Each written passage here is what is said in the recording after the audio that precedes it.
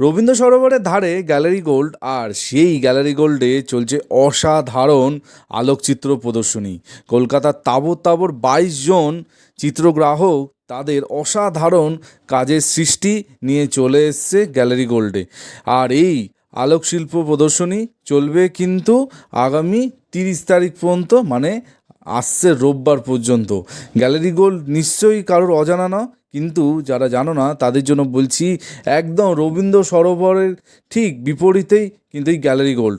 আর যদি আরও ইজিলি তোমাদের বলি, রবীন্দ্র সরোবর মেট্রো থেকে নেমে পায়ে হেঁটে খুব বেশি হলে 5 থেকে 7 মিনিট তোমরা কিন্তু পৌঁছে যাবে গ্যালারি গোল্ডে।